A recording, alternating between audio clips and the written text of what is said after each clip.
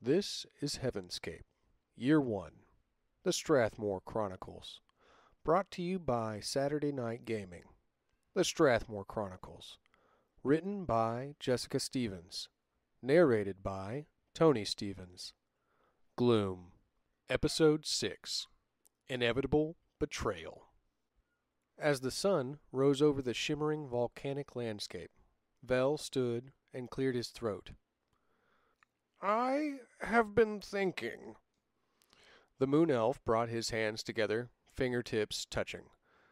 We know what each of the stones do.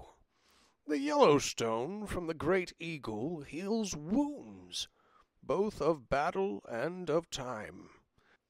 He gestured to Arthur's youthful appearance.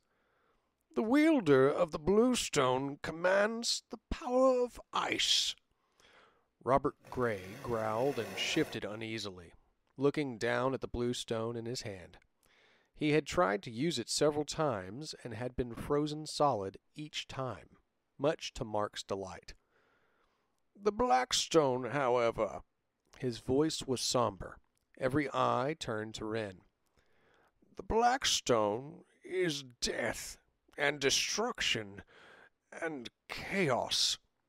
Its very presence seems to antagonize the bearer. Even the most hardy soul would soon become corrupted by its influence.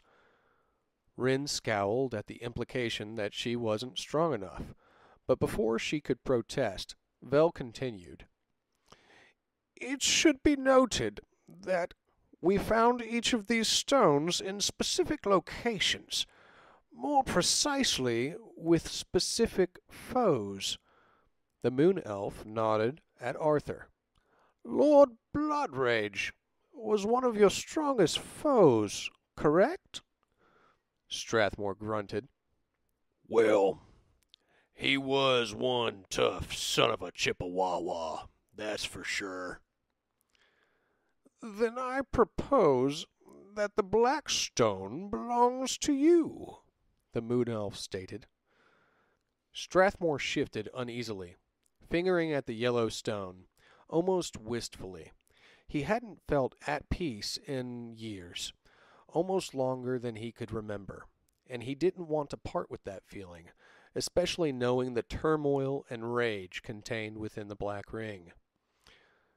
Now, the young boy has shown an impressive aptitude for healing and protection. He is innocent and trusting and eager to help his friends. Vel shared a small, rare smile with Mark. I believe the yellow stone was meant for him. Well, I can't argue with that logic, pointy ears. He slowly removed the gem from around his neck and placed the eagle's feather carefully inside his jacket. Keep this safe, boy. I might want it back someday. He immediately felt the loss of the stone, peacefulness fading like the final moments of a brilliant sunset. He was granted one flashing vision of a smiling woman with auburn hair before the peaceful joy faded from him and the hollowness of Sheol returned. With a sigh, Arthur Strathmore straightened his shoulders and turned to Wren. Her body was tense, her fists balled up tightly as he approached. So, I guess that's supposed to be mine or something. The tall woman with fiery hair stood suddenly, almost eye to eye with the old warrior. Free from the Yellowstone's power, his appearance was aging rapidly. His thick, dark hair was streaked with white, spreading even as she watched, and the deep lines chiseled back into his face. Her hand twitched towards her blade, and for a moment Arthur thought he was going to have to fight her. Please! Mud stood by Wren's side, his hand resting gently on her arm. Please! You've seen how dangerous that ring is. Let him help! Wren's resolve faltered for just a moment, and she shuddered. Desperately, she ripped the ring from her finger and thrust it at the old warrior.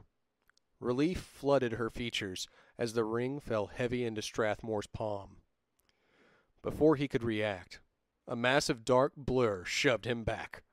Rin cried out and was flung backward. Deep, bloody gashes carved into her chest and arms. Strathmore reached instinctively for his blade. The dark ring with its darker stone fell heavily into the dirt. Robert Gray growled, guttural and primal, the type of growl that stiffens the hair on the back of your neck and turns your spine to ice. His razor-sharp claws raked the volcanic soil as he searched for the ring. Arthur had seen the man's memories, had shared his very soul. He knew Mr. Gray wanted more, always needed more darkness. It was a craving beyond hunger, beyond thirst, gnawing in its desperation. Strathmore had felt it for himself. With a satisfied snarl, Gray lifted the black ring in triumph. In his other hand, he gripped the blue stone he had taken in the swamp, and in that instant of victory and triumph, a tremendous rush of energy swept over him. Raw, elemental force surged through his very veins, and he threw back his head and roared with all the rage and power of the darkness. Suddenly, the energy rippling over his body began to change and spread. He shook his arm frantically. "This can't be. It has to be mine." Chaotic spirals of energy danced around the hulking changeling. Streaks of indigo and blue collided with explosive effect, and in a blinding blast the two alternating currents threw Robert Gray backward. His body skidded to a stop at the edge of the deep ravine. The heavy volcanic smoke and the orange glow of lava cast eerie shadows over his hunched form. Arthur Strathmore grunted and moved cautiously forward. Where Robert Gray had stood only moments before was a small crater. Nestled inside were the blue stone brooch and the onyx ring, resting harmlessly next to one another. Slowly, the old warrior reached forward and gingerly picked up the black ring, careful not to touch the blue stone. He slipped it onto his finger and felt a familiar anger, a seething hatred. "All right. Who gets the blue stone then, pointy ears?" Arthur glared at Robert Gray. "I'm ready to be done with this place." "Ah, yes. I believe the blue stone is meant for Rin." He motioned toward her as she tended to the gashes in her chest, swatting away a very concerned mud. "She has a stillness about her, a coldness. While it gives her strength, it could melt if she allowed herself to heal." Rin snorted and scooped up the stone, unceremoniously. She pinned it to her tunic, successfully closing a rather revealing rip in the leather. As the third stone was claimed by its rightful owner, the land began to shake. "I told you we should have left. The whole volcano is about to blow." But Val couldn't hear him. He was screaming. "No! Val, please!" The look of terror on the Moon Elf's face was heartbreaking, but before Arthur could ask him what he was talking about, Val was gone, racing at full speed up the slope of the smoldering volcano.